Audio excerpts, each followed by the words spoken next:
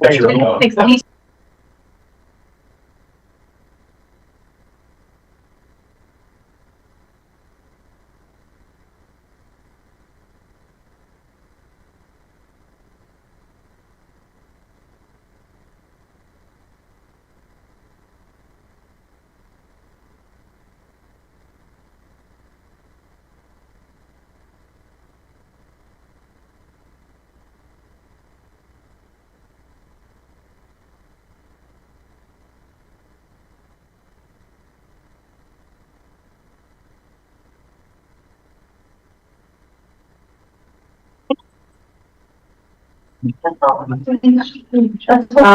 Somebody is watching the live stream.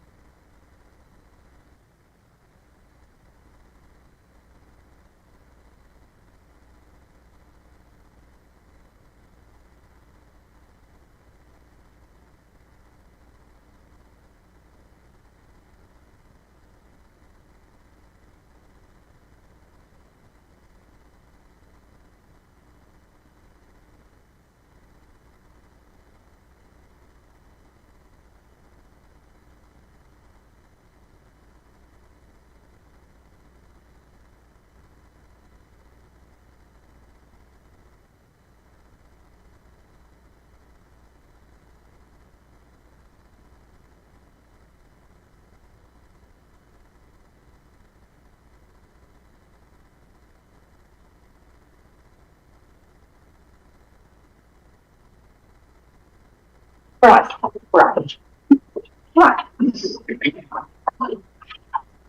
Thanks for coming today.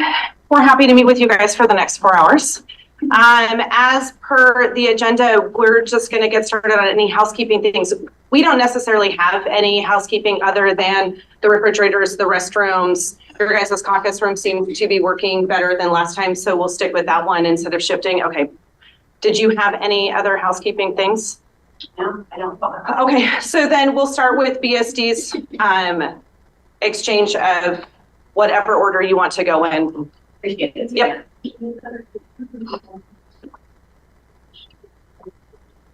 Oh, that's a good. So the date changes that you and I have been communicating about with regards to April 10th. Yeah. And June 10th, we accept those. Thank you. So for the record. And I put those down at the bottom of the agenda for future dates, just so that they were in paper. And then otherwise I'll forget. Okay. Thank you. I appreciate that. Sure. So scheduled April 18th to April 10th, we called the board here at your offices here in PEA. Mm-hmm. The next one that was rescheduled was June 13th and scheduled to June 10th, 4 to 8 here at PEA offices. And then for our next meeting that we'll meet with our session 4, we'll meet at 12 at the Brad Beaverton office. Perfect. Thank you. We concur. All right, well, we'll get started and then I'm going to turn it over to Brian and Susan for Article 4. Thank you. Did you pass out? There. I do still encourage folks to speak loudly so the mics can't pick you up.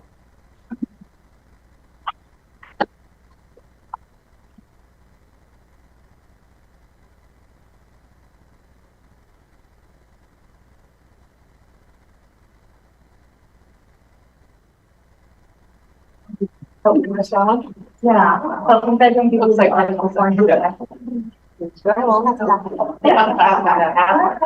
Backtrack. Undo.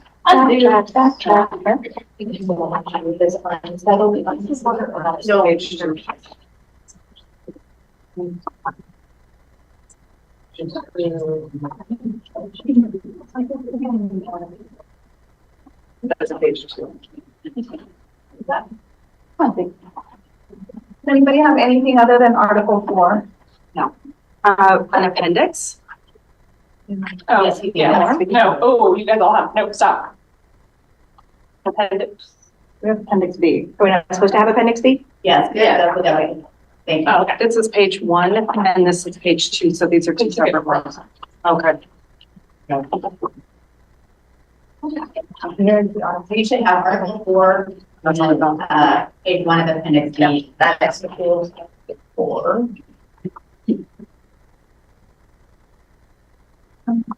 What are you missing? They're missing page 1. Page 1 appendix. Yeah, I was in color. One, I'll come to sit here.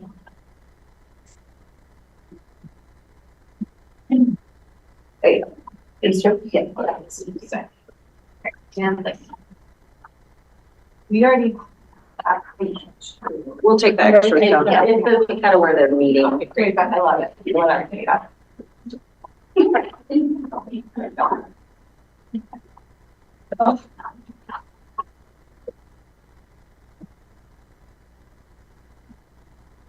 Everybody good? Okay, thank you. All right, great. So this is our counter proposal for Article 4. I'll just walk you through some of the highlights. You had previously picked up our suggestion on the first page to exchange targets for goals. So if we go to the second page. Before we move on to the second page, you had proposed a change in A1B, and that goes along with the just cause conversation that we had last time. Our preference that we have those actions go through our fair dismissal process as opposed to the just cause arbitration. So this is same rationale or same topic, just appears twice. So I just didn't want to, Thank you. yeah. Before we go. Yeah, thank you. Yeah. Jump in again. All right. So on the next page, this center paragraph, this is the paragraph that speaks about the association being able to submit a grievance, and we struck through the language that we feel like is basically describing using the form, and instead, just for clarity and consistency, had that grievance would also submit the written grievance on the form contained in Appendix B. And we'll get to Appendix B in a moment. We did not make substantial changes to the content of the form, but we'll share with you why we are including it. At the bottom of page 2, we did pick up your suggestion to move the timeline from 20 to 30 days. And you'll see that again on page 3. And then if you get to page 4, your suggestion was to simplify level 1 by removing the requirement of the informal conference and going directly to a written level 1. We did accept that change. We had some back and forth with you about our interest in making sure there was a meeting. And so you'll see on the top of page 5 that we did add language. The principal or immediate supervisor shall schedule a conference to discuss the grievance within 5 days of notice from the grievance. We struck out our own addition there with informal, so I think that we just neglected to remove it. But we didn't want to use the word informal because it sounds almost like we're confusing people about the previous organization. So anyway, that new language is the principal or immediate supervisor shall schedule a conference to discuss the grievance within 5 days of notice from the grievance.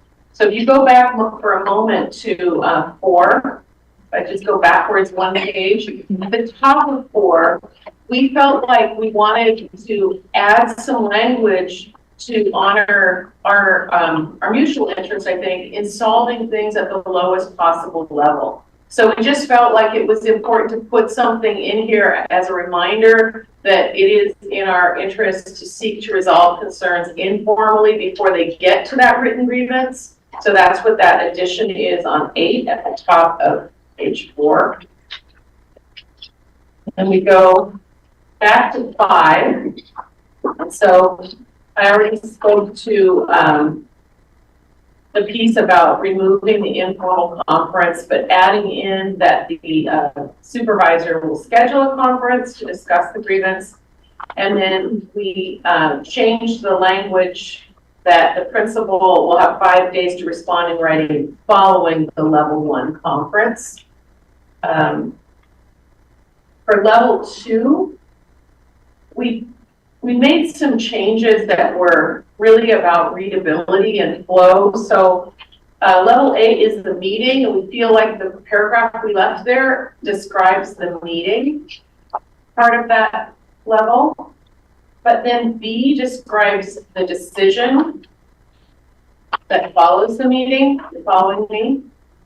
And then something that didn't make it to our print copy, but we will update it with a print copy, is directly after the additional language at the top of page 6, the language that says within 10 days of the level 2 meeting, the superintendent or designee should provide the agreement and the association with a written statement containing the level 2 decision and the reasons thereof. Directly after that, we're adding in a third section that is entitled appeal.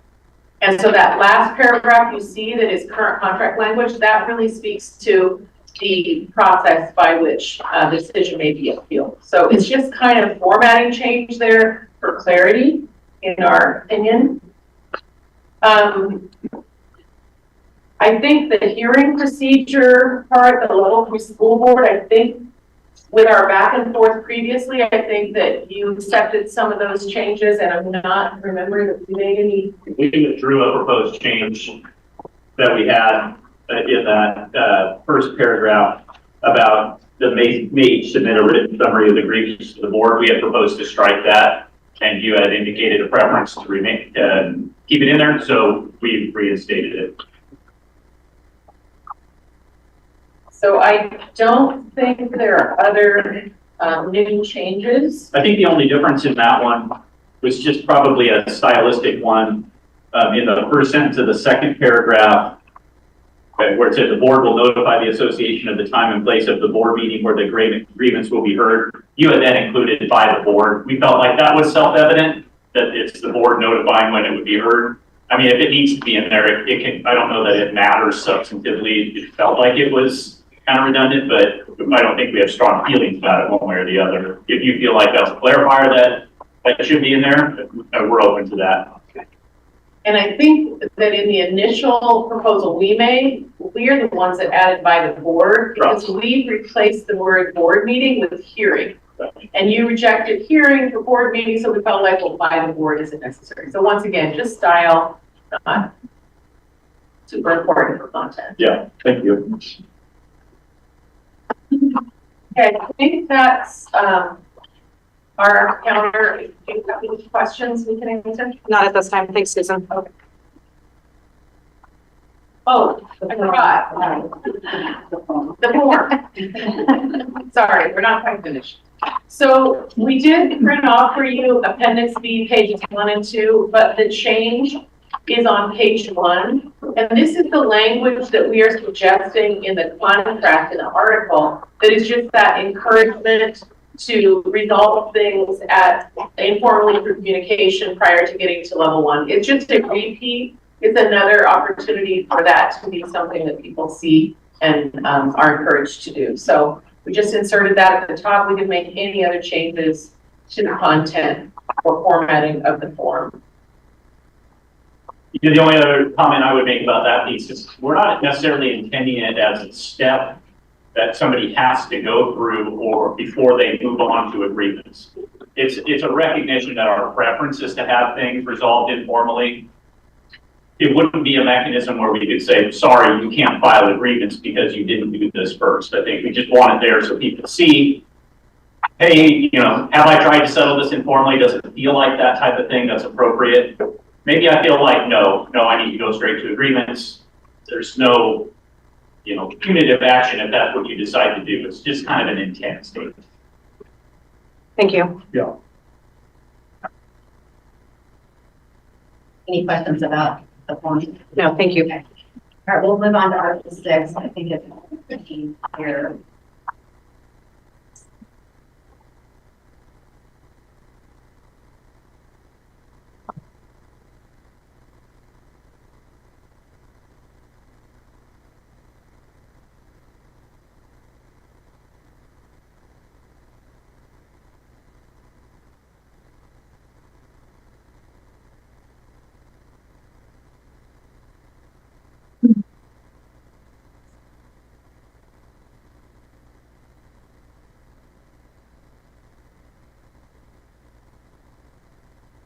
You ready?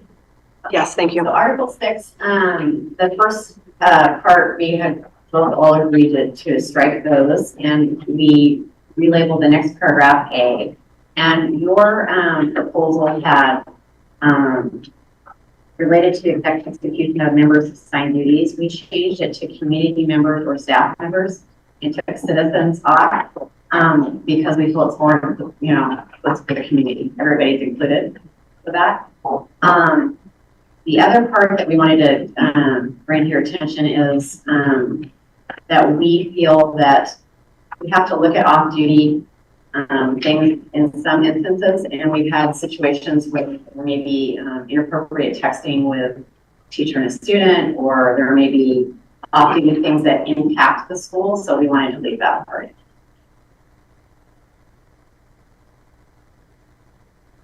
And then B is, the new B is the same. Is there anything else that our team would like to share with that, or?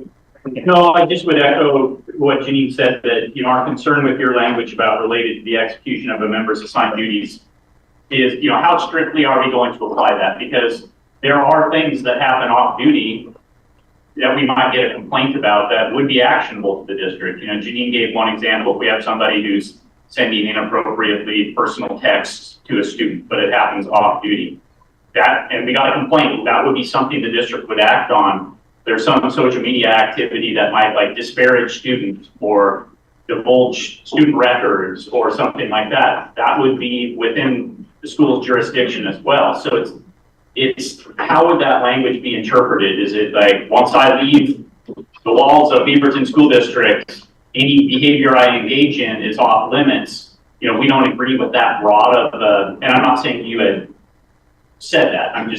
That's our worry about that language, is how do we define that? We agree there needs to be some nexus to your employment with the district in order for a complaint to be relevant or actionable. There has to be some connection. And the examples that were given last time in support of this language, we agree with you. Those would not be appropriate things for the district to entertain a complaint over. But there are some things that happen, you know, outside of duty hours that unfortunately now find their way, you know, into our jurisdiction, and that is happening more and more. And so just concerned about how limiting that language. I think you'll hear some of the same discussion when, I think in one of your other articles, there was some language about personal life of folks not being appropriate concern of the district. I don't recall what article that's in. I think we'd like to have some similar conversation when we get to that language. You know, where do we draw those boundaries? Because, you know, off-duty behaviors in some instances do become the district's business. So that's why we didn't include that piece. I think other than that chunk of that sentence, I believe that the rest of the language is in agreement between the two proposals. With the exception, I think Janine covered this of community members instead of citizens, felt more inclusive. Thank you. Yeah. Ready to move on? Yep, we don't have any questions this time. Yep. Okay, Article 7 is next.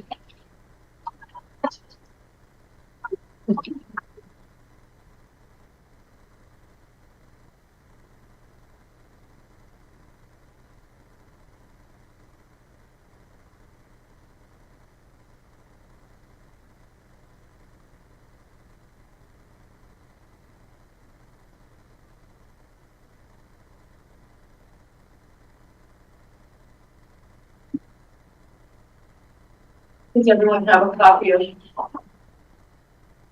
Yeah, thank you. So you may recall that this one was on deck last time we met, and we stopped right before sharing our counter on Article 7. So we made a change that is based upon the Article 12 proposal or that we made to you. Your proposal for Article 12 was about primarily language within the article, and ours reverts back to the MOU.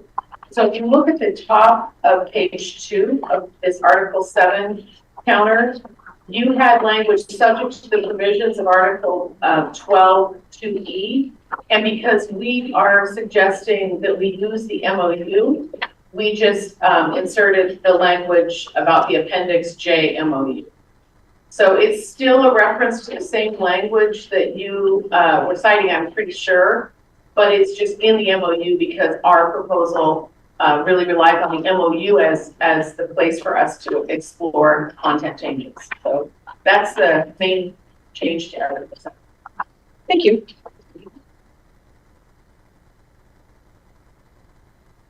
Any questions? No. No. We're going on to Article 15. Right.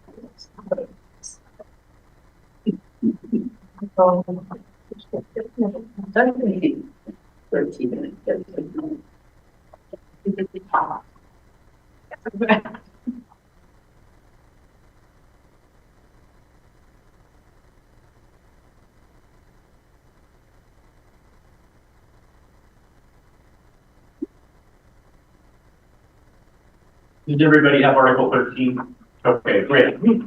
Okay, I'll walk you through this one. There are a lot of different kind of moving parts in it, so bear with me.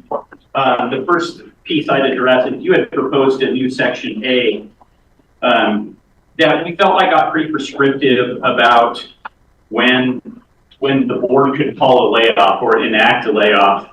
And I mean, I think that your examples are largely those situations where a layoff would happen, inadequate funds, substantial reduction, although, not sure what substantial would be defined as, the type, discontinuance of a type of service. I think our concern here is we feel like, reduction in force is one of those management rights that the board, it's really the board's only unilateral budget balancing tool, right? We would have to negotiate furlough days, we have to negotiate wages, et cetera. When we have to balance a budget in a time of deficit, reduction in force is really the only meaningful tool that after you cut all of what you can cut, supplies, stopping purchases and things like that, because the district's a people business, when you have a significant budget deficit, a layoff is oftentimes the only way you can really address it.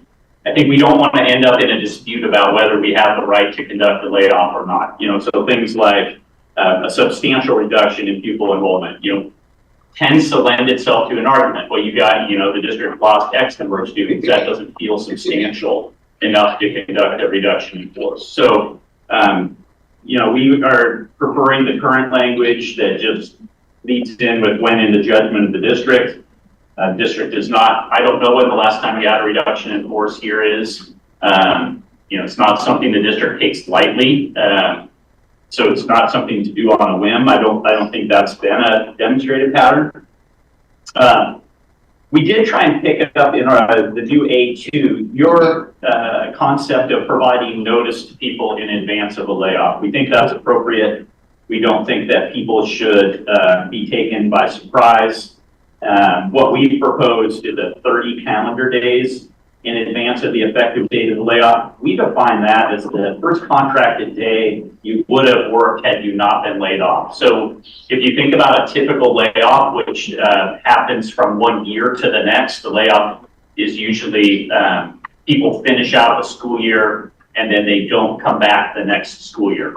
And so we would have to give notice by essentially July-ish of that layoff, right? Because 30 days in advance of when they would have reported to work. So some date in July. If we push that too early, that notice too early, and I've had that in some contracts, what it forces is the district to issue layoff notices to far more people than actually get laid off. So let's say you had 60 days and the district didn't know exactly what positions were being eliminated yet. It's going to issue a broad layoff notice to many, many people in order to meet its timeline. And that will get people really upset. Some people will start looking elsewhere and they may not ultimately get laid off. I've had that happen. I had one contract where it was 90 days and 1 year they issued a layoff notice to every employee of the district because they said, we don't know yet. We haven't gone through our processes yet, but we have to give notice. So to be safe, we're going to give notice to everybody. Clearly, that's not the area we want to be in. So we've used 30 days here tied to that, what we call this effective date of layoff. And we've had that notice going to the association and the impacted employees. So that was our attempt to address that issue that you raised in your A2 as well. And please stop me as I'm going along if you have questions.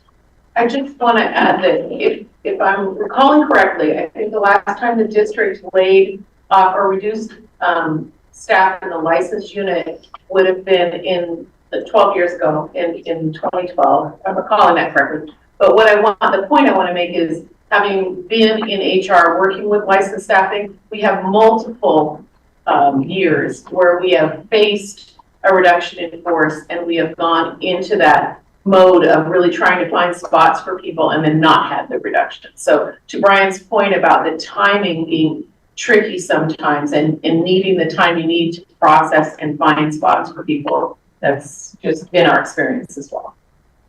Thanks, Susan. Looking at page 2 of our proposal, you'll see that we still have the qualifier registered in front of nurses in that subsection E. I think we talked a little bit about that last time. Those are the only folks that are within your bargaining unit are ones designated as registered nurses. So we're not trying to change practice there, just better identify. And then we get to some pieces where we're looking to have compliance with and alignment with Oregon law. We got a statement there that reductions within each license group shall be made on the following basis, and we've added and in a manner consistent with Oregon law. That was in our original proposal. It's merely a recognition of the fact that we have statutory language that impacts us here, and so just reflecting that. In 3B, if we now start looking at the ordering of layoff, we have first temporary employees, and we've not proposed any change there, nor have you.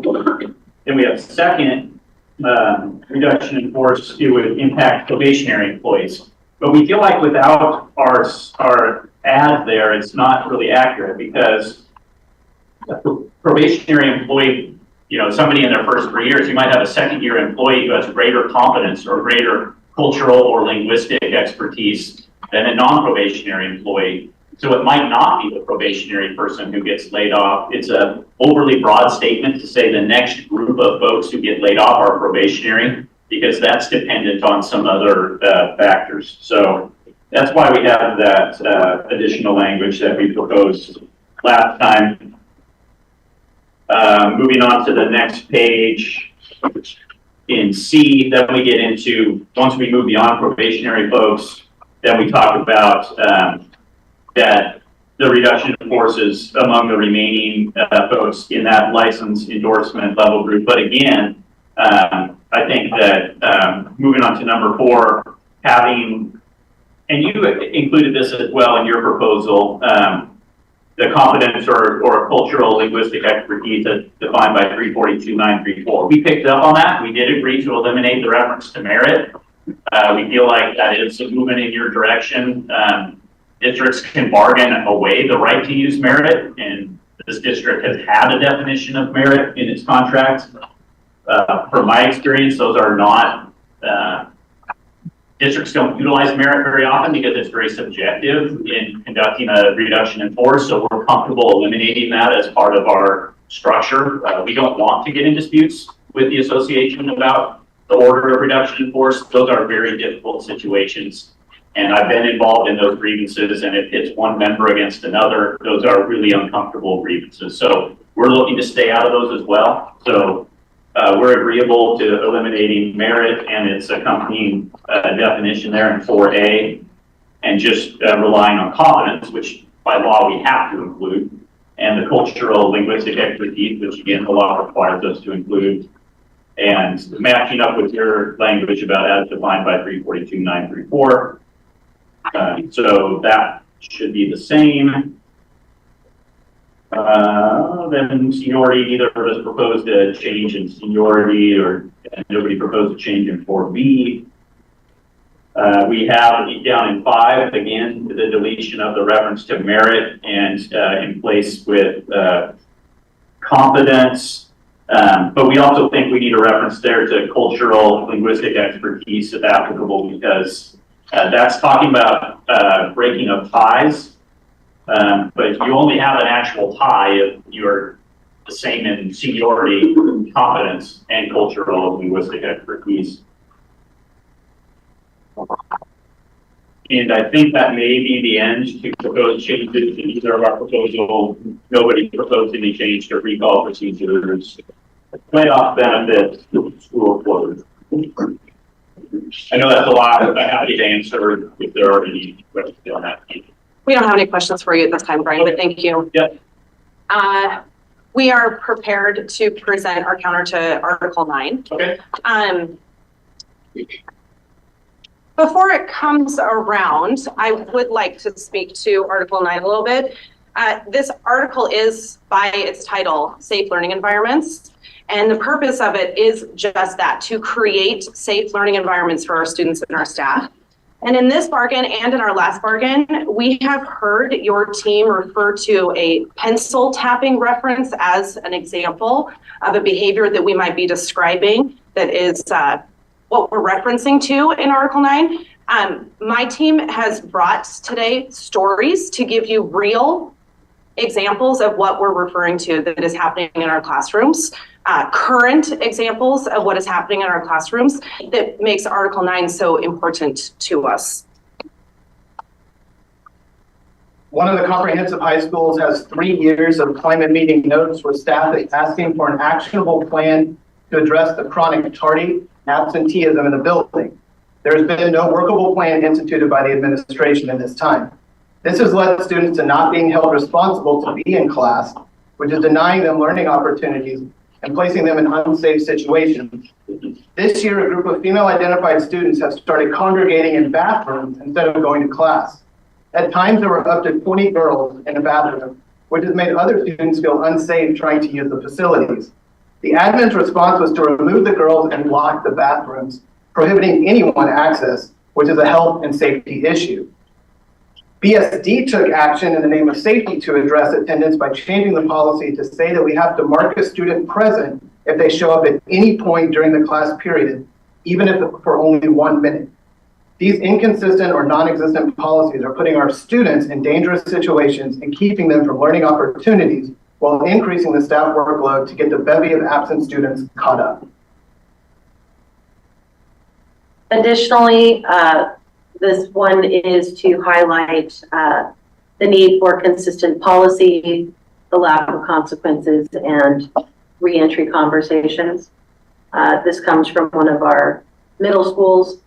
So there were 3 students skipping class, and a teacher on their plan was in the hallway and asked where these students were supposed to be. The response was, I don't remember what class I'm supposed to be in. So the teacher said, well, let's go to the office to see if we can find out what class you should be in. One of the students ran away and hid in a bathroom. The staff member continued moving towards the office with the other students, and on the way a miscommunication took place, and one of the students reacted very violently, swearing and threatening the teacher with harm and threatening their family members with harm. Upon arrival at the office, the student continued to have their violent reaction in front of a few parents, other staff members, and the vice principal. The teacher explained why they had escorted the students to the office, and then also explained why they needed to leave to collect themselves and to return to start their next class within minutes. On the way back in the hallway, the student who had run and hid in the bathroom ran through the hallway and verbally assaulted the teacher by shouting at them with profanities and ran away. The teacher was shaken and scared and went back to the office to report the additional incident. And when returning to the office, noticed that the first student was no longer in the vice principal's office, asked where that student was. That student had already been returned to class without consequence or conversation. The teacher then requested in writing to have a conference with these students before any further reentry. That was denied, or nothing was said back to this particular staff member, and there were little to no consequences. given. At yet another site, another different work site. This year, a student is consistently expressing their needs, communicating their needs through dysregulation and screaming that is lasting for hours on end. A few weeks ago, this screaming endured for over 3 hours, along with destroying the classroom. Classmates were removed to a different space, a room clear. Eventually, the student moved into the school library where the escalation continued in full view of the entire rest of the school. Especially impacted were the multiple groups of kids in their library special that rotated through that space for those 3 hours. Kids were emotionally impacted, as were staff. The students screamed until they were unconscious from exhaustion. Admin monitored the student during the entirety of that escalation. However, they stated that they would not call home because that would be giving the student what they wanted. So instead, they waited until the student was calm, and only then did admin call parents to describe the incident as a hiccup during the school day. During other escalations for the same student this year, admin has coached the teacher to not label the removal of students as a room clear, but rather just taking a break. This lack of transparency with guardians and the teacher is preventing staff and the family from meeting the needs of the student, which is resulting in constant reoccurrence of this same situation. At another work site this year, a student threw a stool at a staff member, punched her several times, and then stuck their hand up between her legs when she had a dress on.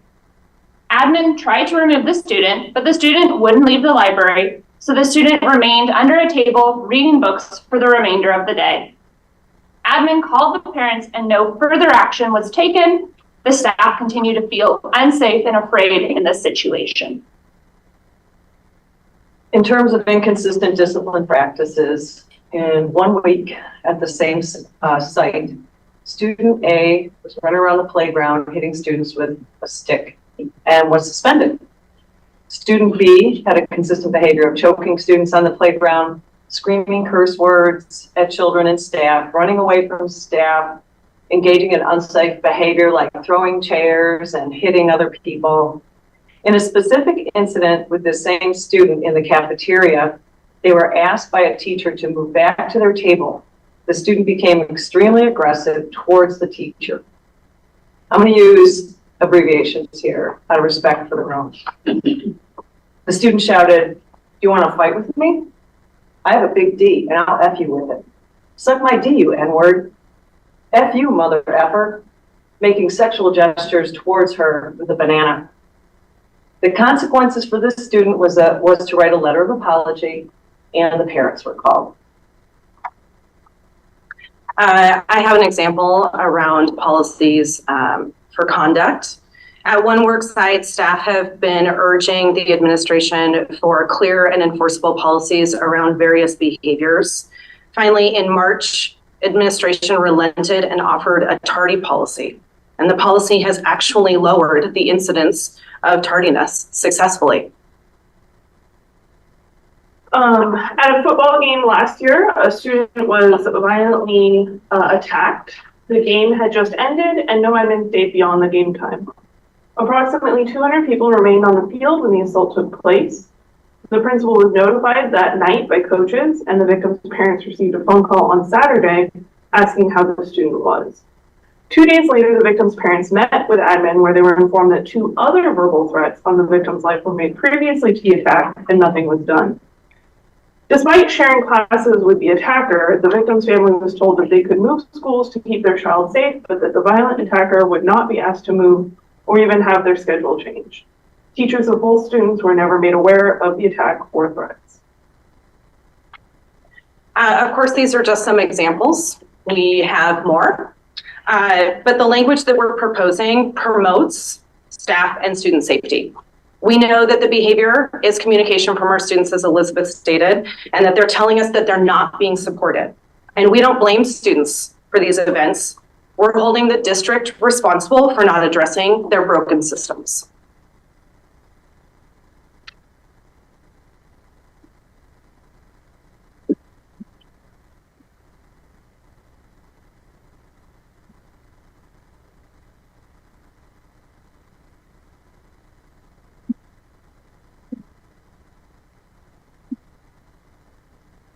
Does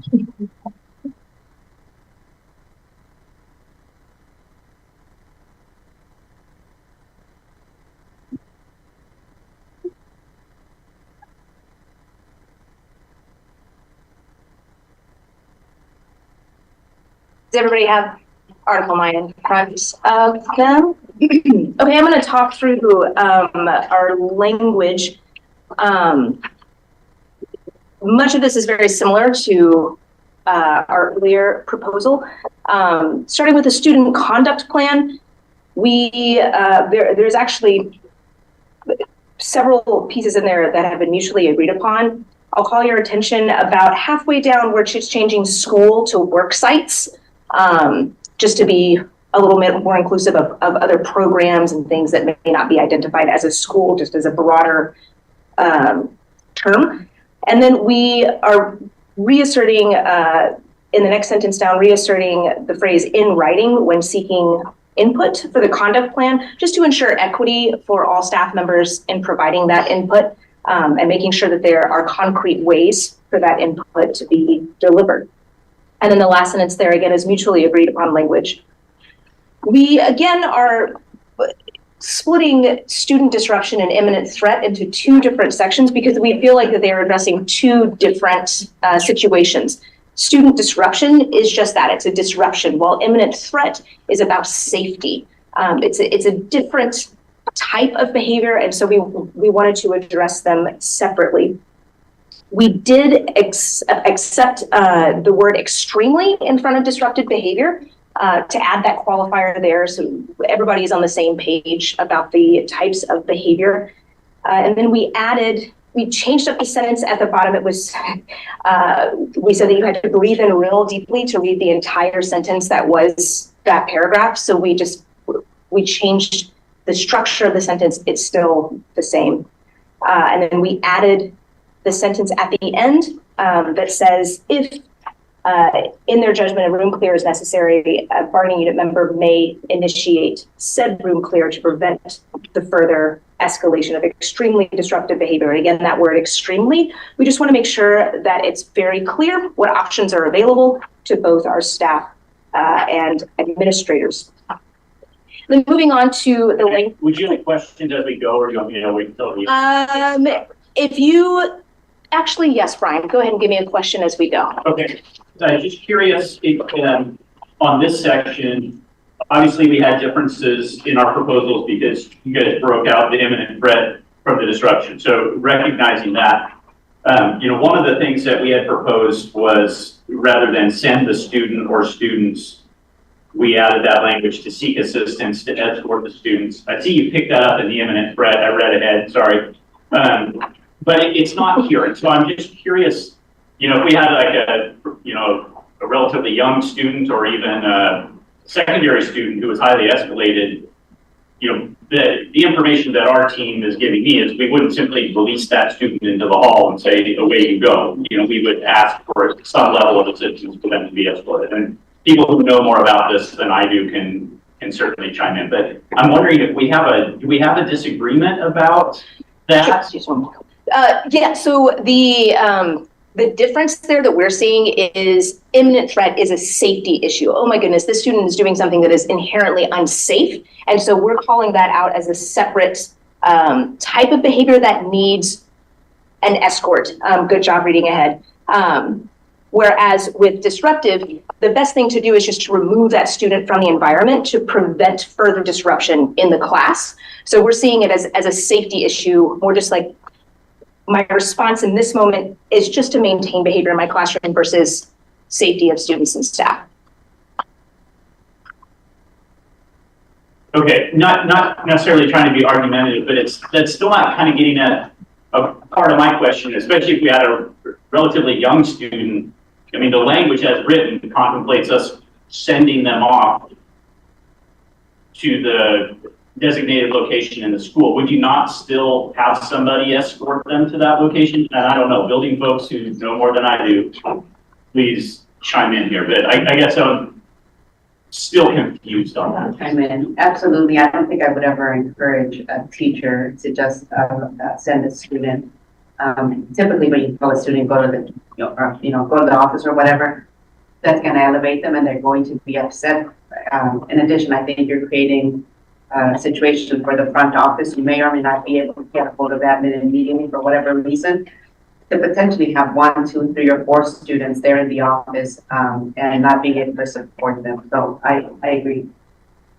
I would add I appreciate the examples, and some of the examples I heard were hallway disruptions and restroom disruptions. And we've seen situations where a student who is disruptive in the classroom may not choose to go directly to the office and may also become a disruption in the hallway or restroom.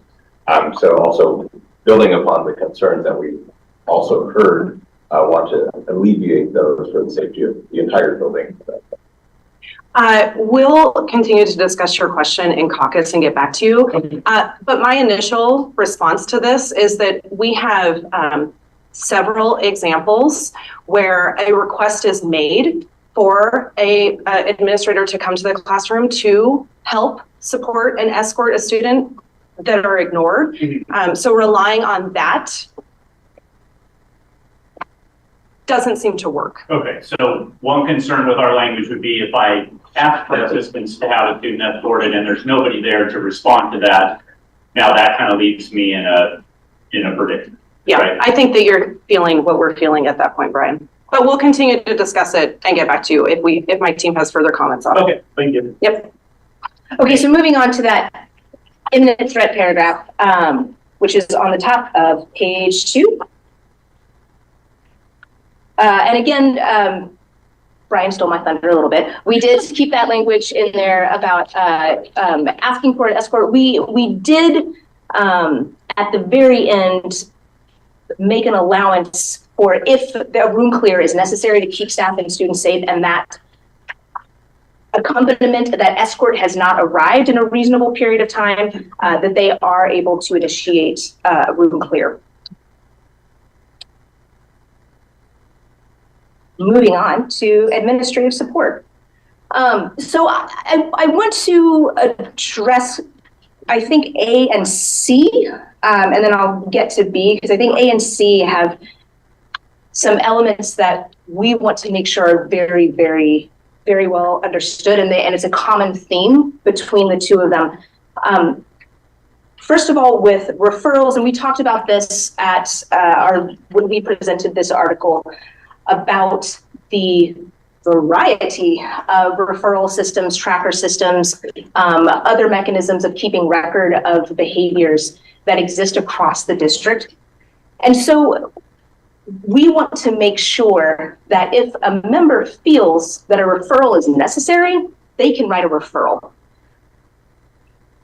What we're seeing is that administrators in certain buildings are gatekeeping that process, are denying that process, are gaslighting, I think is not too strong of a word at all, and telling members that's not really a referral, just put it in the tracker and I will decide what to do with that information.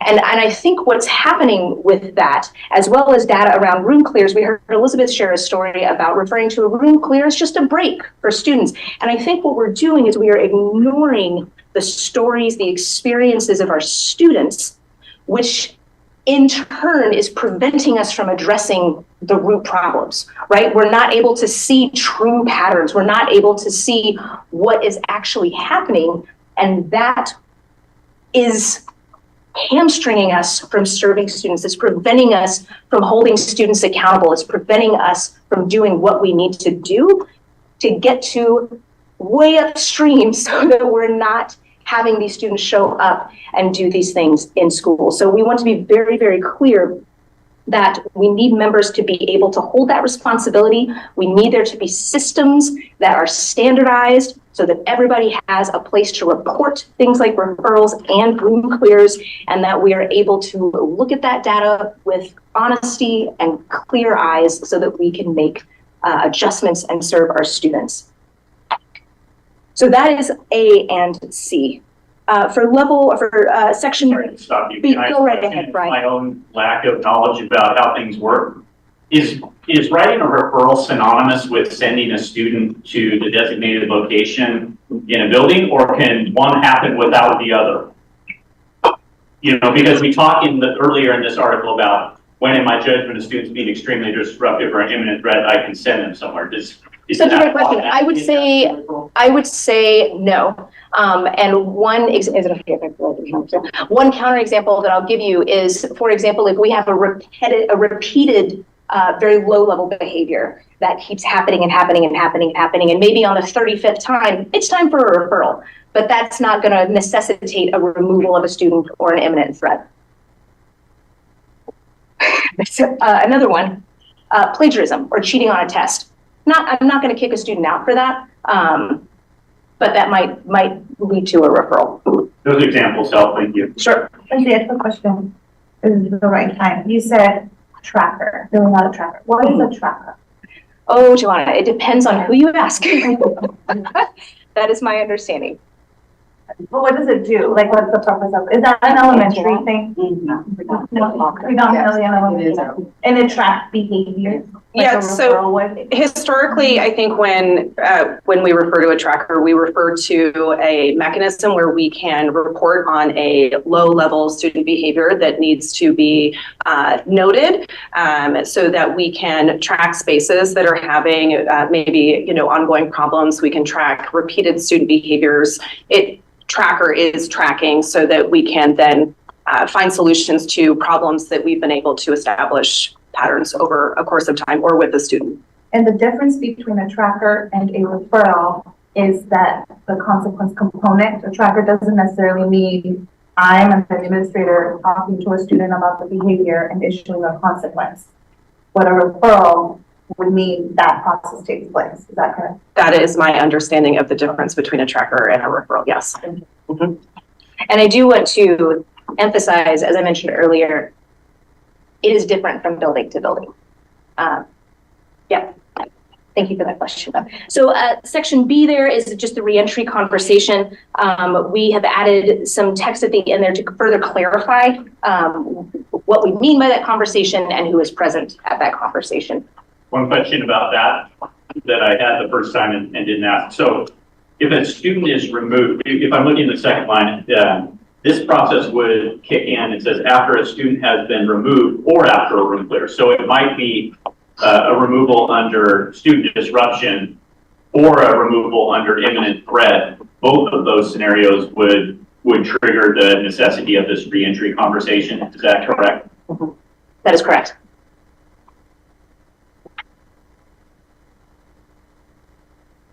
Yeah.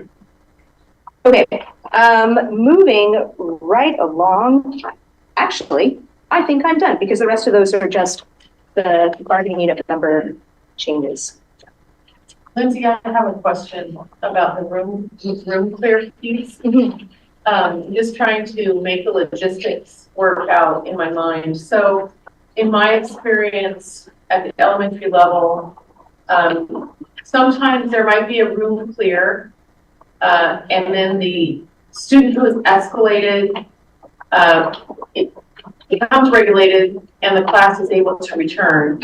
And I'm just trying to fit the physical logistics of a reentry conversation there.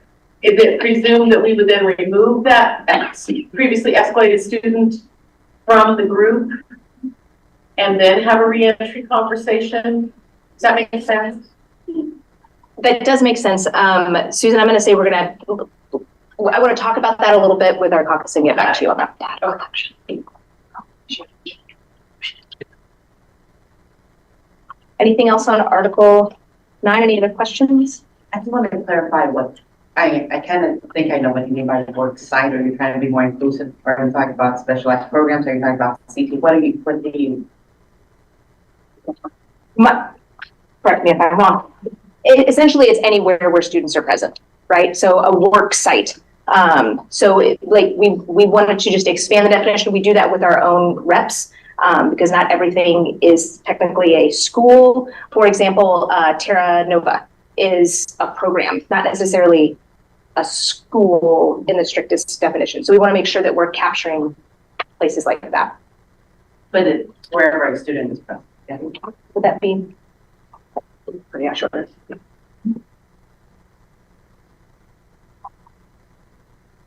I have a clarifier on page 3 at the top. Are you guys gonna propose a addition for the exact? I don't see that.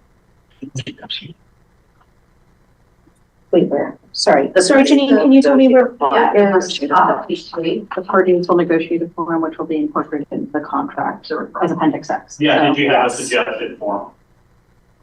Oh, got it, Yeah. sorry. That took me a while to get to, I apologize. Yeah, I think that's something else that we'll talk about in caucus and get back to you to clarify. Okay, Yeah, I just didn't see it in here. Yep. Okay. I have a question about when you refer to a district maintained form, what does that mean? Or it's mentioned a couple times in this article. Cool. We're gonna, we'll get back to you. I don't know who asked that question. We'll get back. Thank you, Lori. We'll get back to you after caucus with that answer.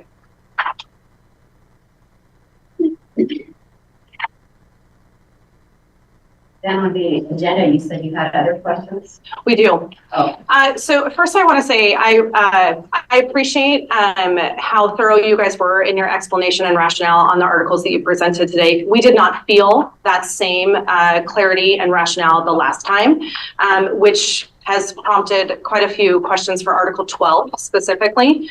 Because while we understand that your proposal of Article 12 is in conjunction with the MOU for Appendix J, there was a significant amount of language that we proposed within the rest of the article that either we missed your rationale on or you completely ignored it, which I have to say was frustrating. So a few of my questions. can you hold just Yep. 1 second, because I'm going to try and get there. Are you going to be mostly referring, you think, to your proposal in Article 12? Yeah, and I'll go through all of my questions and how they lay out with our counter last time. Yeah. All right, thanks. Yep.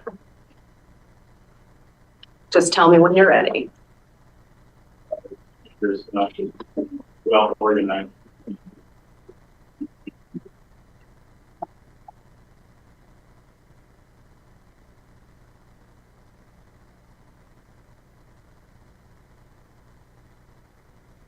Right. Okay. So the first question I have is in reference to the definitions. We didn't hear any rationale for why you rejected our additional definitions as we laid them out in our counter. Are you gonna go through all your questions? If you would prefer I do, I can totally do that. Okay. The next one that we had also in that definitions part, we had language about limiting involuntary transfers. We know that transfers aren't good for kids. We often ask students about there being a staff member that they feel safe and comfortable with. And when transfers are happening for people repeatedly over the course of a short period of time, that removes those people from their learning environment equals bad. So we're wondering if you guys have a number that you think is reasonable for involuntary transfers within 3 years. Are you, Suzanne, can you point me at a Yeah. spot in yours? Yeah, so I'm on, let me find it. It's A3. The Oh, added thank you. yeah. No, thank you. Our next question is in, well, it's kind of, I guess, referenced in two different places in their proposal, C4 and F5. We propose language using a plan of mentorship language, and we didn't hear a response about your opposition to that. The next several are in fact about the job expo. So I'm going to skip to stay in this article. I'm just going to skip down to, no, it's H. We asked about putting professional development plans in writing, but we didn't hear a response to that. And then in I, it appears as though you have rejected all of the language for assistance that members would receive when involuntarily transferred. And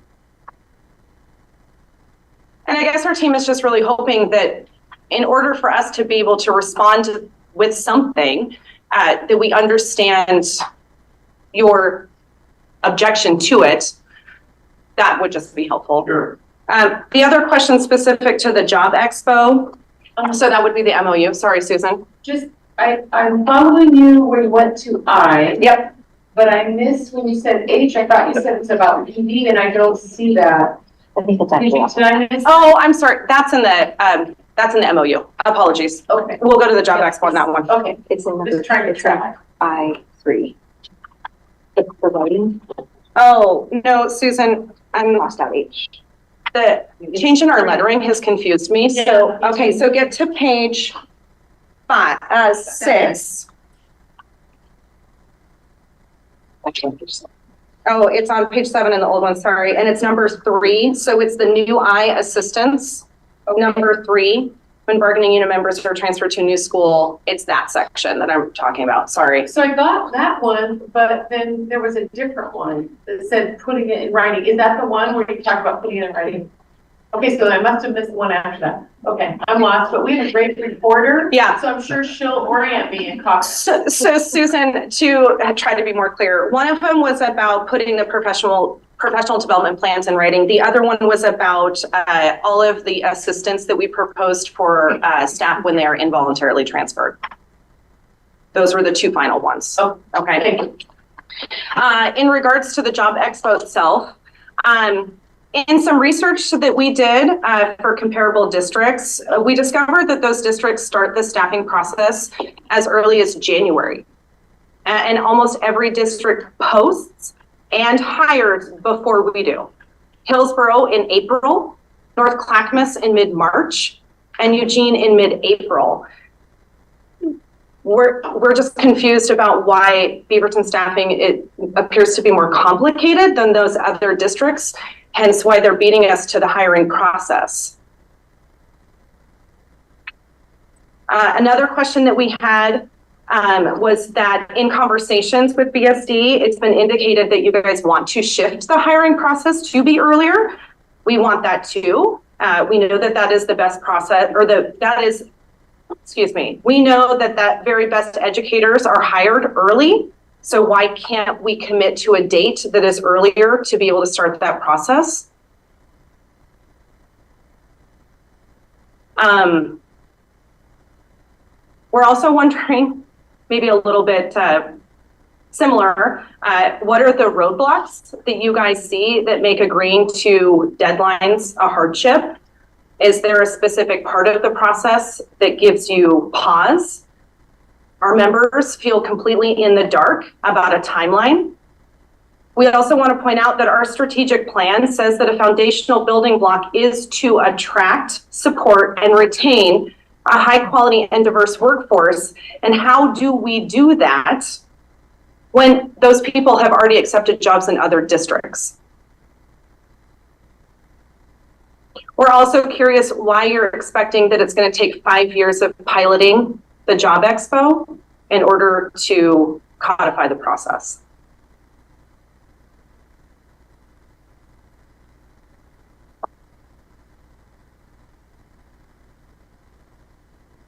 Those are our questions. Thank you. Yeah, thanks. I mean, I think we're probably after caucus, we'd be ready to engage in a more thorough conversation of this whole piece. I think we share a lot of the same objectives out of this, like being able to attract good candidates. We know that timing is a big part of that. People do tend to get hired early in that hiring season, so I think we share that goal. So, but yeah, definitely, I think a good thorough conversation on this one will be no problem. Okay. Just one sort of question to your question. Yeah. On the plan of mentorship versus plan of awareness, Mm-hmm. I don't know, those are capitalized. So are those titles that are used in like the evaluation handbook or system? I don't know where they live. This is probably a better question for our HR. Yeah, I guess I'm team that, I suppose.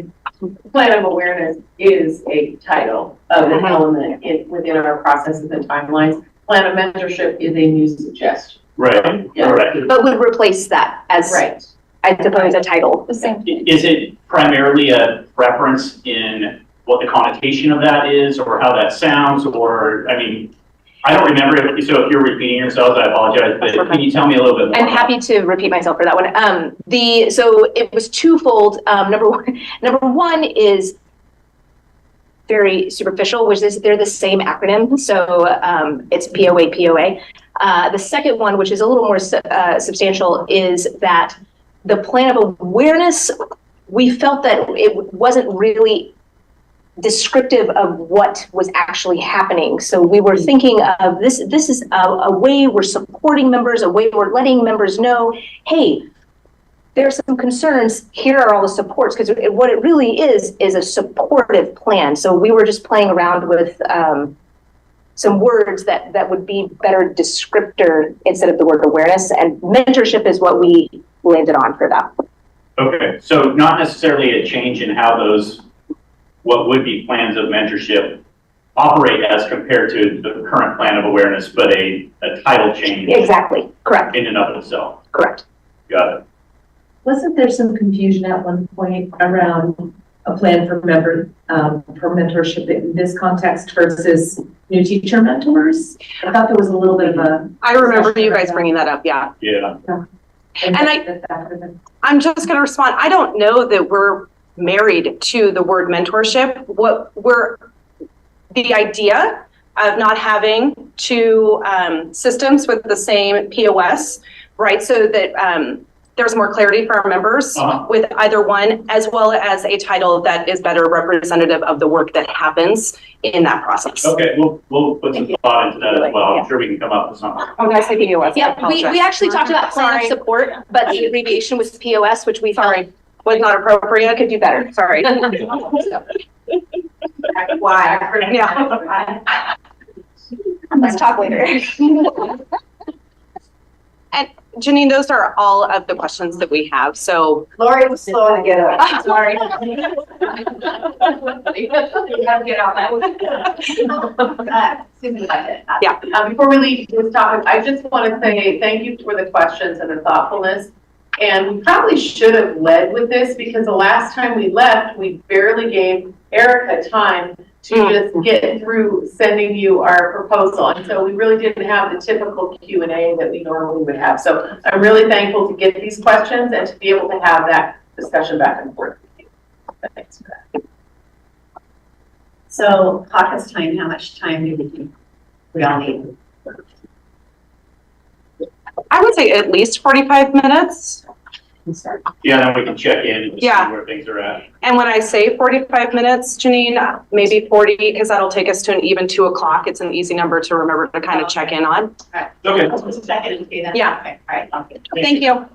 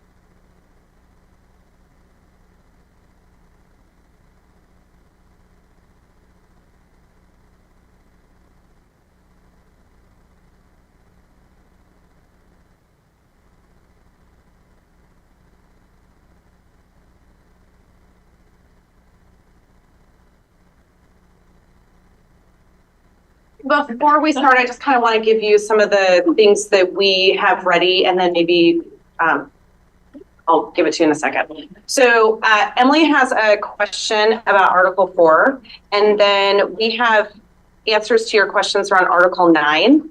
And then we're also prepared to counter Article 6. And I just want you to know, knowing that it's 3:13 at this moment in time, my team is open to staying so that we can get all of the business that both teams have come ready to pass, so that we can get all of that done before our next meeting on April 4th. So we're open to staying so we can get everything concluded today. Not the whole contract, but wishful thinking, but today's work. I'm just putting that out there because I haven't even heard what you guys are ready with. Okay. So. Am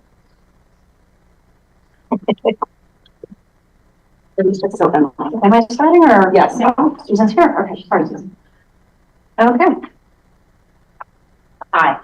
So we reviewed the proposal for 4, and we have one comment and one question.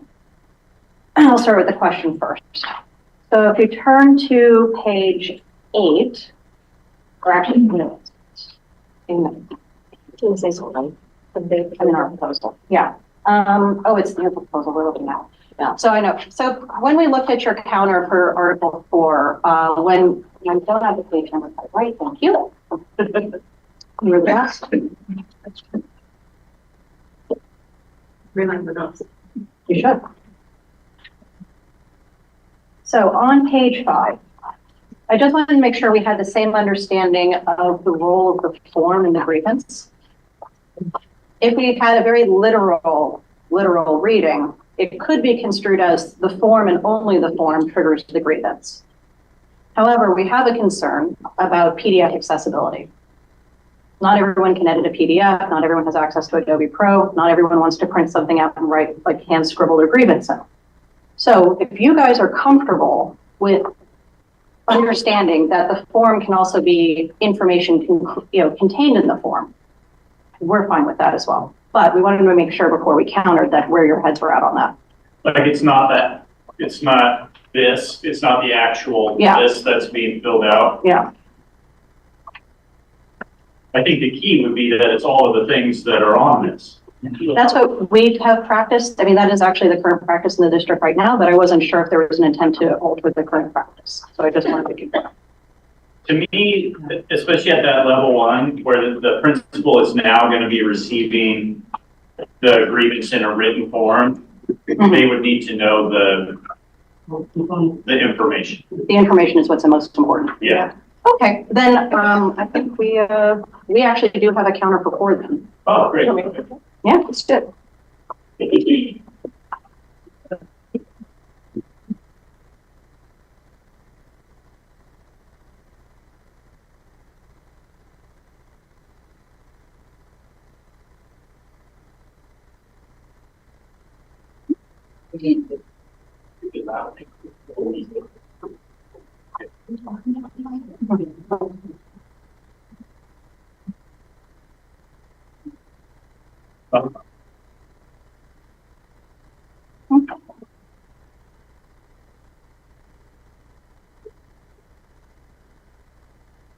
So we were encouraged by all the progress that we have made on this article already. That was very, very happy to see it. Great.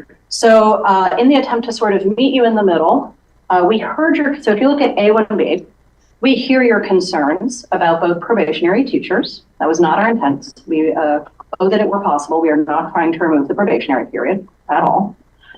And one thing that's overlooked in the way this language currently writes, which actually doesn't align with Article 5's language, is the concept that not everyone in the bargaining unit is under FDAB. Sure. And so would it not be a reasonable compromise to say, well, if you're not under FDAB, why not let their terminations be subject, or non-renewals rather, be subject to arbitration? Because they're guaranteed just cause, but what good is that just cause if you can't enforce it through the grievance procedure and you're not under FDAB? Just looking at Article 5 real quick. I see what you're saying. where it says current language is employees not covered by the fair dismissal law. Have that just cause protection. Yes, I do. Yeah. Yeah, I understand what you're saying. I think I agree with your logic. Thank you.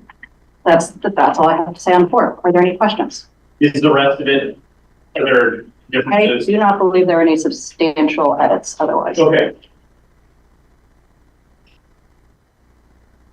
Great, we might be really close on this one. We may be there on this one, but like you're talking about it. But, Yeah, yeah, Okay, so then next we have some answers to your questions in Article 9.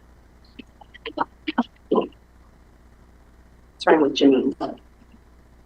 Yeah, okay, on that escort, that talking about students being escorted to, right? And to Veronica's point, sometimes it's not the best place to send a student to the office. You noted that if you're not in, the admin's not in the office, or, you know, they're out about in the building, that might not be the best place. Current practice, students are moving about the schools, right? We're not talking about sending a student who's completely dysregulated out on their own, right? We're talking about, you know, having like students escorted who need to have an escort, right? So I think what I'd like to say is that we do have principals who are barely keeping their nose above the waterline. Just, they're struggling with their buildings. So yeah, you're right. Don't send them to the office if that's not the appropriate place for the baby to go. Then we would want to have a system in place to receive these dysregulated students so that they have a place and they have personnel that are trained and ready to accept them. So that way, you know, that's something that Beaverton School District leadership could do. T&L, I think that would be welcomed by building principals. It would definitely be welcomed by the students and definitely be welcomed by the teachers. The teachers can continue teaching and the child would be taken care of. So I'm just going to kind of push it back in your way, saying, hey, Beaverton School District, let's get a system in place that supports our building principals, our teachers, and our students so that they're getting adequate support. Thanks, Janine. I'll take question number 2, which had to do with the re-entry question and the wonderment if it was a requirement before a student was allowed back into class. The way that our language reads does not actually require that conversation. It says upon request by the bargaining unit member or administrator or designee, that after a student has been removed or after a room clear, that the administrator shall schedule a re-entry conversation. More importantly, though, is thinking about best practices, about why the student was removed in the first place. It would be our intention that if the student was removed for a violent action, for example, we would hope that the consequence would involve that it wouldn't be a 30-minute consequence and they would be immediately back into the room in the first place.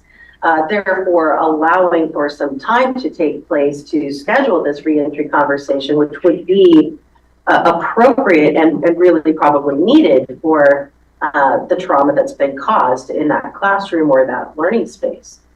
But for situations where a student just simply needs to calm down, they were removed for that reason, for their own protection or de-escalation. Certainly being able to come back into that learning environment, we don't want to prevent students from learning, could definitely be something that they can do without having a re-entry conversation right then and there. But it would also be appropriate then for later on to have that conversation with the student about why did this happen and what are we going to do to prevent it next time, and those kinds of conversations. So our language does not require that this takes place before, but our intent would be let's use best judgment and best practices about the reason for the removal and the need for our members and our students to have these conversations sometimes before they are let back into a room and sometimes not. Okay, thanks for that. And I think you already sort of touched on this, but so I'm looking at line 2 where it says the administration shall schedule a reentry conversation. So could they potentially be scheduling that for 4 days from now and the students back in class? Again, if that was appropriate to the reason for why the student was removed, yes.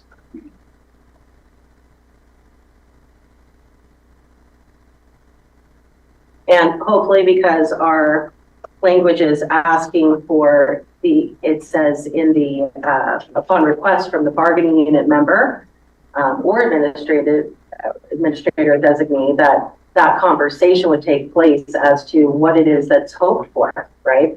If the bargaining unit member is saying, you know, this is what happened, there was this very violent action, et cetera, I'm really needing for this conversation to happen before this child can come back in, that would be responded and listened to. But also that if the member says, you know, this child just needs an opportunity to calm down, and if we have an opportunity to talk about this, you know, with their, you know, when the behavioral and wellness team is available on Thursday, great. So hopefully it's a collaborative effort. Thank you. I have a follow-up on the first response there. I appreciate hearing that alternative locations may be advisable, and I believe we have existing wording that supports that says, or a designated place for the balance of the class period. The original question, though, was really trying to reconcile the examples that were shared about hallway behavior, just disruptive behavior in hallways or in the restrooms, with the intentional removal of calling for an escort to the office. And that's where I'm still struggling with connecting the opportunity for a student who is extremely disruptive for the contract from the classroom, trusting them to make it on their own to the office or designated place. Okay? Yeah. All right. You're right. What is the designated place? And that's my point. My point is what I'm hearing from our members is that there really isn't a system put in place so that, what is that designated place? It's nebulous. Is it the office? Does it happens in the hallway, happens in the classroom, happens in the bathroom? Where is that student sent? It's an absence of a system. Wouldn't it be nice if there was a system in place and there was no question about it? If the student is acting in such a way that is disruptive in the hallway, in the bathroom, in the classroom, they're asking for help. That's what that student is saying. I need help. So what is our system and how are our buildings being supported to receive that student? What does that look like? And that's why I'm kind of pushing it back out there, because there really isn't a system, right? We don't have a system in place or enough personnel in place to be able to take this work on. And that's not something that we can solve from our end. That is a Beaverton School District, something you have to solve as administrators. Does that answer your question? It doesn't, but maybe I'm not understanding. Maybe I'm not connecting it. My question is why are we removing the language of an escort when we send a student out of the classroom?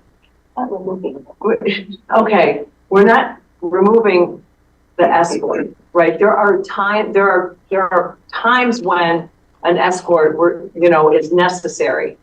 We're not sending a student out, a student who's completely, utterly dysregulated out into the hall and say, may the force be with you to find your way to wherever this place is. What's happening is that when teachers are calling for help, or when they are looking for an escort, that's in absence of a system. There's no system in place, because what's happening in real time in the school is people are grabbing whoever they can to help that kid get to wherever that place is designated in that particular school. What I'm saying is that, isn't this a great time? Because these are our students who we're seeing later in high school. You know that, right? We want to help them in elementary and middle school so we don't see them in our re-engagement program. We want them engaged by high school for sure.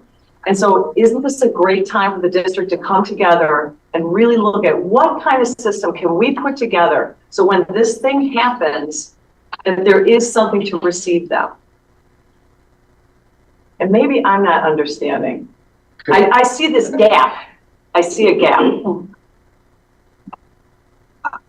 Let me have Elizabeth try to speak to this a little bit, because I think that the original question was very specific to our littles, which would be in elementary school. So as Elizabeth is one of those Thank you.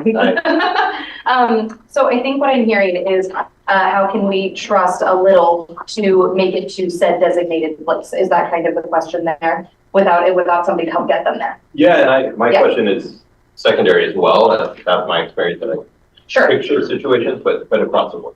Right, and I can't speak to secondary, but for elementary, we send littles into hallways to navigate on their own all the time, every day, to go to the bathroom. My specific example for a student that's not at the level of imminent threat, but is dysregulated and upset, I will send them to our wellness room, for example, and I will radio or call the wellness room. Is there somebody there? There is. Excellent. I'm gonna send little Tommy down to you. They'll be there in 2 minutes. That is a regular occurrence in the school day. It's already common practice. It's safe practice. We send kids that are not so escalated that they can't be trusted or they're not safe or they're going to hurt themselves or others, but certainly students that are upset and need a private place to regulate and calm down. That happens every day. Does that answer the question for elementary? I think it helps. Thank you. Sorry for this. No, I appreciate the clarification. Thank you. We have 2 more clarified. I was just gonna wonder, so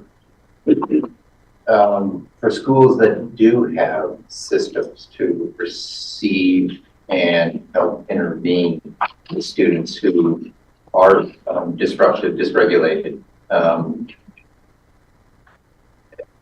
to have them sent to the hallway to find their way there. I wonder about, do we wonder about the safety of that time?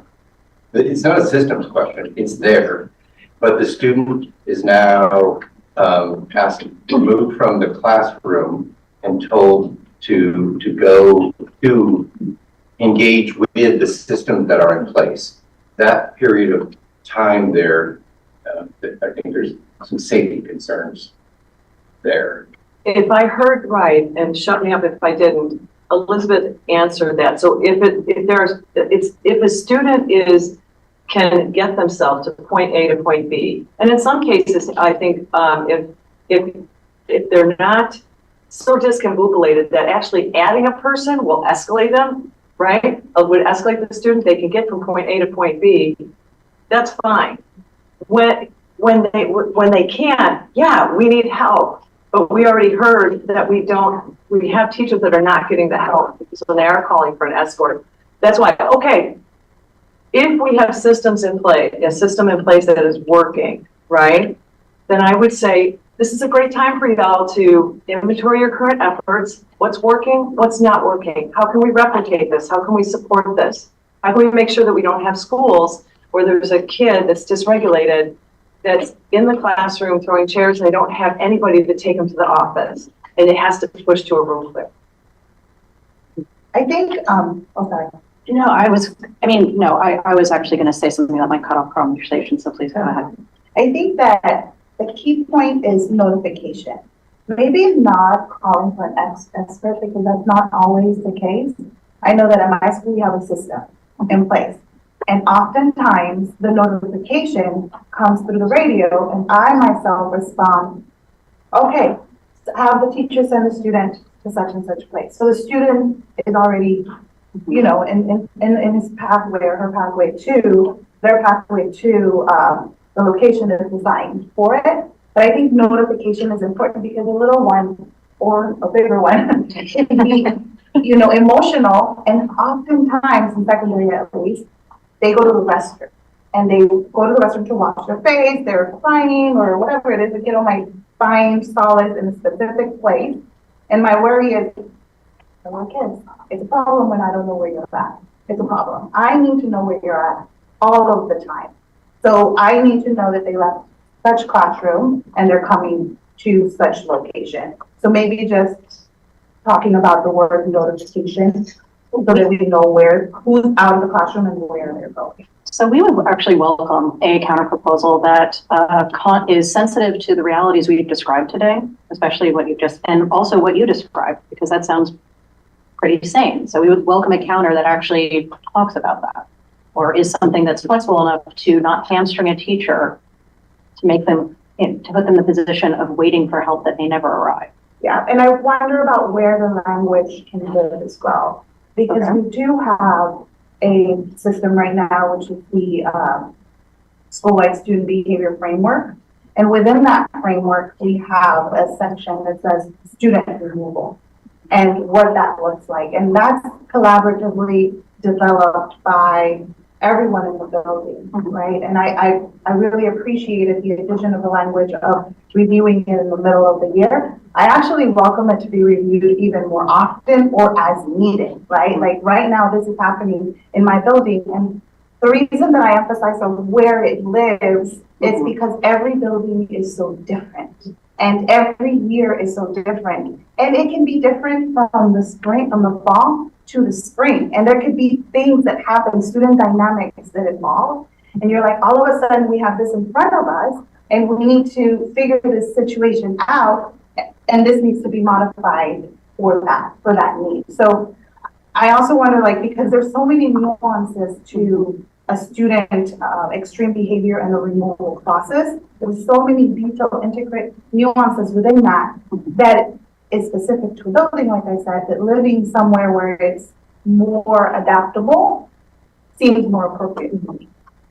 I hear you. And again, we welcome a counter, but I want to reiterate that while the system you've described sounds great, it is not a consistent practice throughout the district. And it is that consistency and a sort of minimum standard and a minimum level of staff autonomy that we also need to guarantee in the contract. So we welcome a counter that balances those two things.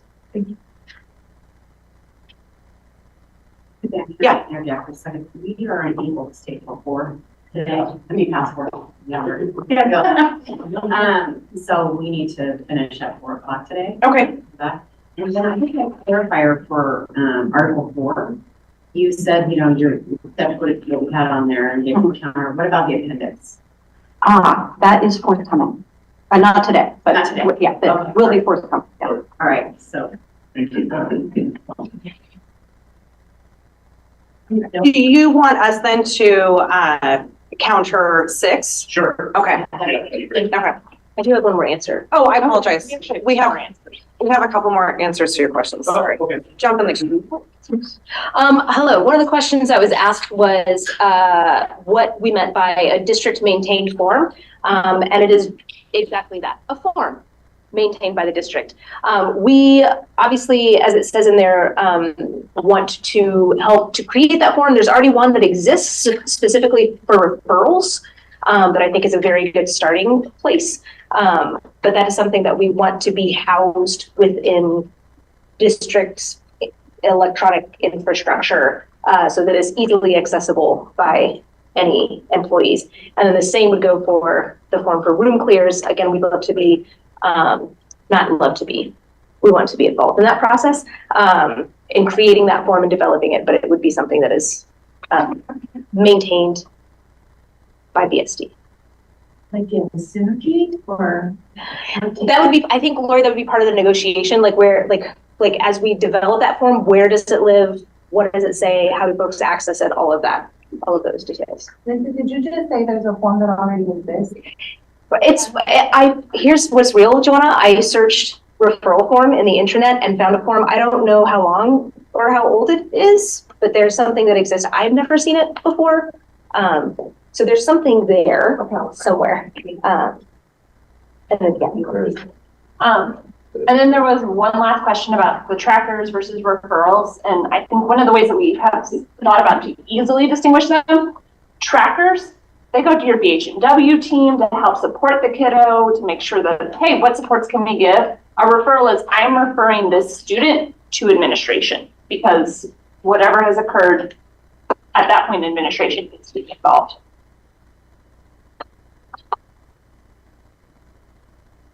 Please let me know if we missed a question. It was clarified. Okay. Okay, thank you.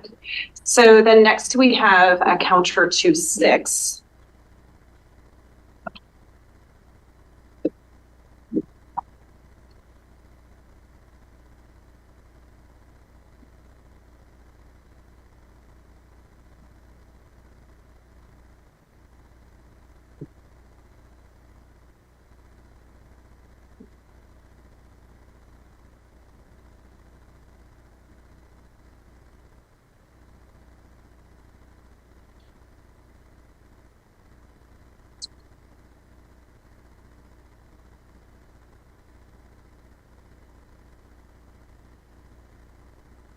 Whenever you're ready, Leslie. Sorry.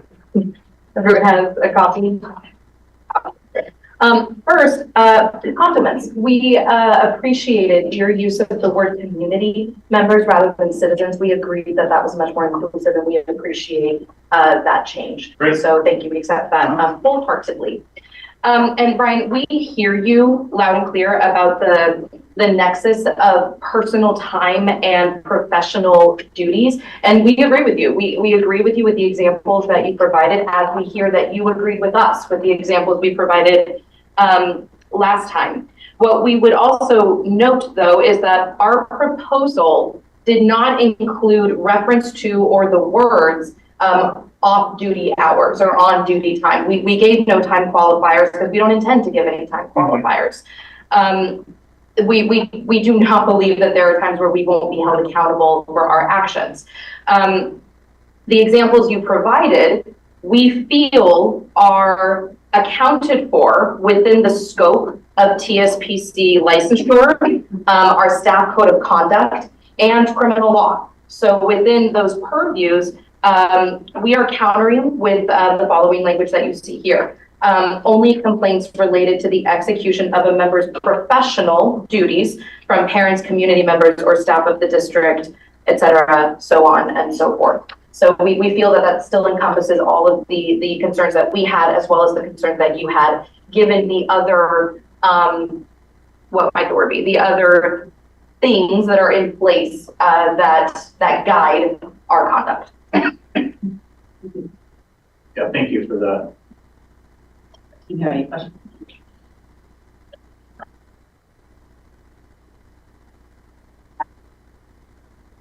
Yeah, thank you for that counter proposal. Okay. That's it. That's what we got. Thank you. We have some responses to 12, but we can have some, so we're going to leave that one. And I'm going to go through some of your answers on 12, all the answers on 12, and I invite my team members to chime in if they have things to add. First, I want to start by saying we did look through your proposal of 12 and really considered all of the recommendations that you shared with us. So we did really have a good effort of looking to see what we would really consider in our proposal. And so let's just get started and look at, I'm looking through your proposal here and just going to answer some of the questions. The first one, I think you asked about the involuntary transfers. You asked, I think, how many years or what would we consider if we were not accepting your original proposal. We found that that was not acceptable for us to accept your proposal because the main goal of our staffing process is to make sure that all of our, of course, probationary and contracted educators have a job. And so there are times when we are working through the staffing process when we're faced with dilemmas. And one of the dilemmas could be, right, due to licensure or a variety of things, is an individual who has been transferred before and then trying to find a spot for them. So we would rather initiate another transfer than to look at layoffs. So potentially that's what we could do. We'd be looking at layoffs if we were to follow the not more than once every 3 academic years, we could not transfer someone. So that's not what we want to do. We want to make sure that all educators have a position within our district that are owed. And that was why that was problematic for us to accept that language there. The second piece you asked about definitions of why we did not consider or accept any of the definitions. And as a team, when we read through the information, we found that they were not just definitions. They also had mandates attached to them. So the first one, the survey, let's see, the first one is FTE allocations. You define that the number of positions are allocated, but then the second piece of these are communicated to the association and all administrators in writing. So some of the other definitions, not just definitions, but they had mandates attached to that. And so that's why we rejected those pieces there. Going down to some other, you talked about like dates, why we would accept particular dates. And so wherever you see in your proposal that there is a prescribed date, because our system and how we do our staffing is so complex, there are times where those dates aren't able to be met. And BEA leadership knows that when we have those dates, there are a lot of times where we need to gather together and create an MOU because that target is not attainable. So therefore, we tried to put in markers in our proposal because we understand that you need to know where certain things happen. So for example, one of them is the expo. We said we crossed out no later than May 1st, but we wanted to provide you with some sort of timeline where you can denote where things would happen. So that's why we proposed language like before the official start of the general external posting. That is something that you know. You know when we're posting positions out into everyone that we have staffed everyone in the district. So I just wanted to say that with all of the dates that are there, it's hard for us to agree to some of those dates. The second one up on page 2, where you talked about, and I think this is all centered around why we're hiring so late or why things happen. The staffing process is not just siloed with HR. With our district, there are many things that happen before HR gets the allocations and we start to staff. It's a district-wide process, and it has so many different variables. It has our business office in it. It has our demographer that does enrollments and things of that nature. So there's just a wide variety of individuals that provide information and action items that need to take place before we actually get to the allocations and the staffing and the placing. So you asked about the timeline and why we're so late. Those are different variables that kind of dictate when we do certain things within the staffing process. Mike, I don't know if you wanted to say a piece about the fiscal piece that we weighed on as well. Yeah, you know, when you think about a long session of the legislature and uncertain funding and those kinds of things, that's where we tend to stretch our timelines a little longer because we want certainty, right? The more closer to certainty we can get, the less anxiety we put through the entire system. So you'll see that occasionally. Again, this isn't a year like this year wouldn't be that, right? Like we're in the middle of a biennium, things are fairly predictable. So, you know, from that standpoint, we're not too bad this year. But there are years and years in my career where going early may force us to broaden the net and you know, come up with some early decisions being conservative where we're going to change it in 2 months or 3 months because the legislature came through or a certain funding bill passed or, you know, whatever the case may be. There are reasons that going earlier doesn't always benefit, we don't think, district staff. That makes sense. And there are times where we have gone early because you're right, we want to attract the best for the best. And we've had to redo certain things, and then it impacts shared assignments. And we all want to know that educators want to know their assignment before they leave. So that's why dates just impact that a lot. Let's see, another one on 4, you asked about the plan of mentorship. We had a long discussion in our caucus, and I think here too, the word mentorship kind of threw people off because it means other things within our district. And if you want to counter with something, another word that you think that would work for that, we're amenable to that. Let's see, some of the others were, I think, a piece about the, I think that's I with the assistants. This one we reviewed in our caucus, and the reason why we structured that proposal is that we feel that that would be a significant cost to us with that piece of if notified of the transfer by the last student contact day, the number will receive 1 day of extended contact. So that's why we did not include that one in there.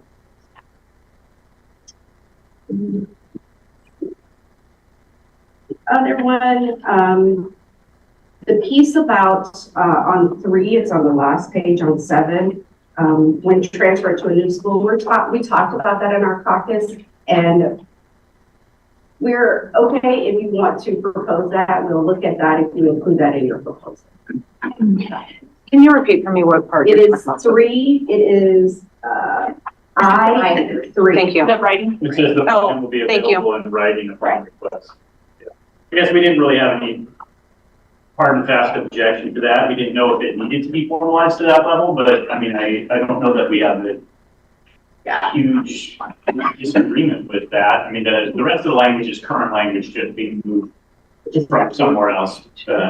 We weren't, as we talked, we weren't aware of this happening all that often, and I don't know if you guys are, but our administrators weren't familiar with this PD plan being utilized when we had people that were moved, but maybe that we're just not thinking of.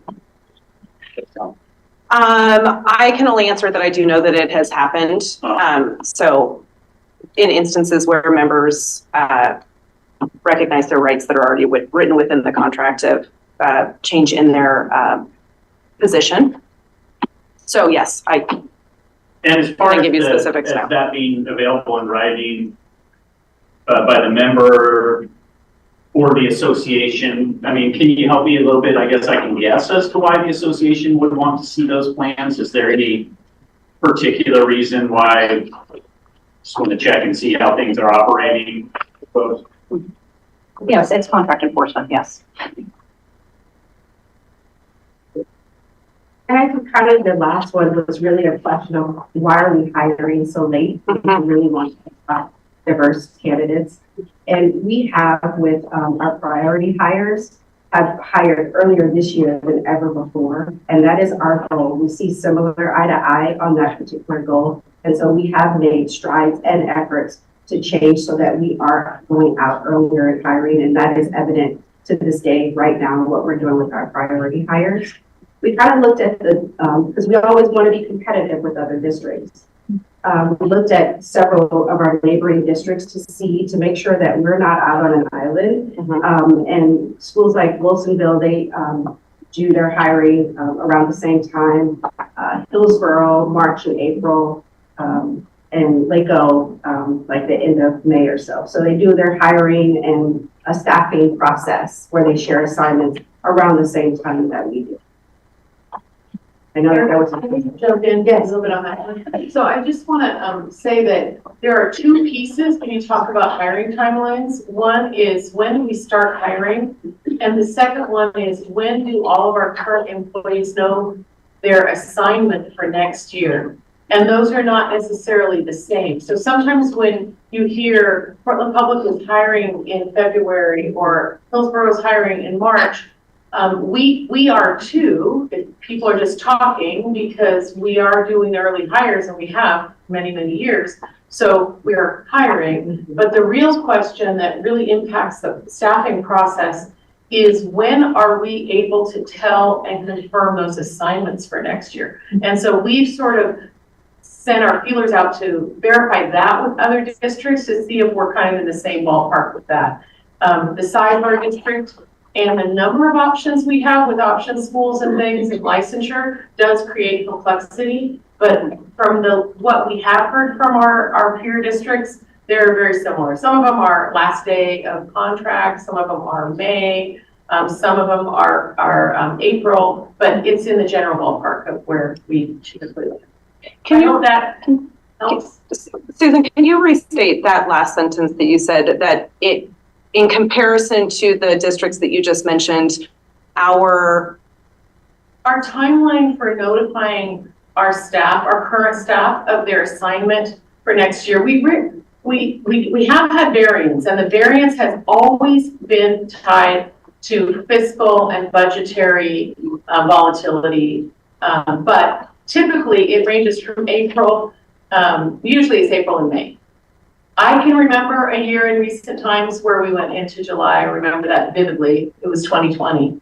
But typically it's in April or May that we can notify our current teachers and educators their assignment. And then that's what starts the ball rolling with hiring, with external hiring. Okay. And that's where the hiring gets complicated, because if you're talking about your hiring season that is all the external hiring, that's late in Beaverton, and in other districts, I might add. But if you're talking about really getting started with early hiring, we're all doing that as well. Can I ask a clarifying question, Susan?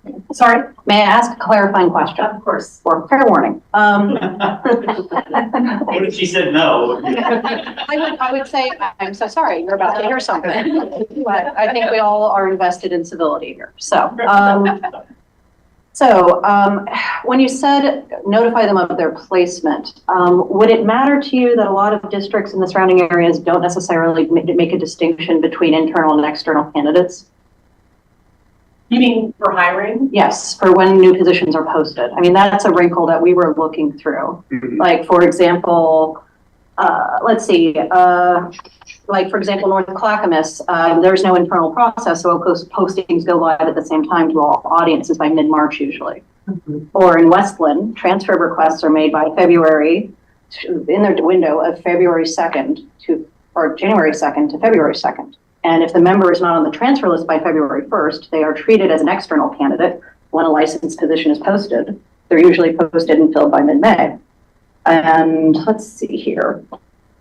Stuff like that, those sort of distinctions. And I believe that there's sort of a, let's see, what is the deadline? I believe Hillsborough might have a similar It's really insight on similar that. to that. They've got an Yeah. internal transfer window Yeah. where you can ask for a transfer, not necessarily in response to an open position, but Yeah. hey, I just want to be considered for a transfer. I think Right. that might early February or like Exactly. February 15th or something. Precisely, yeah. Yeah, I think you're right. and anything beyond that, it's applying for an opening the same way that an external. Yeah, so I just want to make sure we're having an apples to apples comparison here.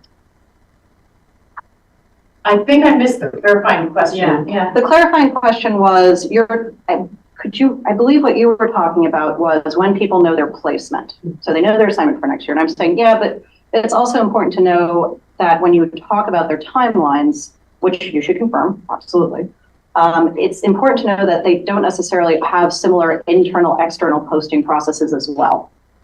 So would that complicate how you felt or interpreted that information that you received? Okay. So I don't know that there's a question there, but I appreciate the conversation about that. And I just want to acknowledge that I think we all understand that many years ago, Beaverton did away with any difference between internal and external as well. And then the only recent change to that is the Job Expo for internal candidates, right? We're all on that same page. Thank you. I think that concludes everything that we've got, or not. So as far as we're meeting again next week, right? I'm not the board. So, when we get back to you about what we're gonna bring, because we'll have a chance to select their team meeting next week. Yes. Do you have what you're gonna bring, or do you know? Yeah. No. No. I do have one question that we asked, and maybe I missed it, that I want to ask. And maybe Erica, you were the one who was answering questions to our 12 questions. Can you give me a little bit more about why you guys are expecting it to be 5 years before all of those pieces to the Job Expo you think would then be, I guess, well enough known to actually memorialize in our contract?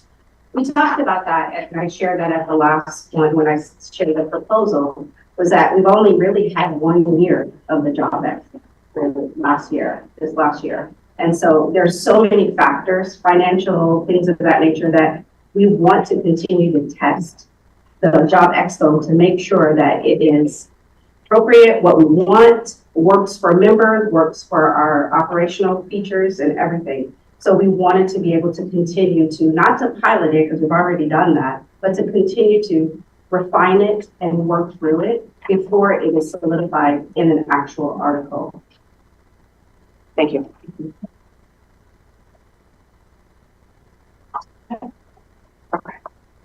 Included? Yeah, thank you. Great, Thank you so much. Thanks.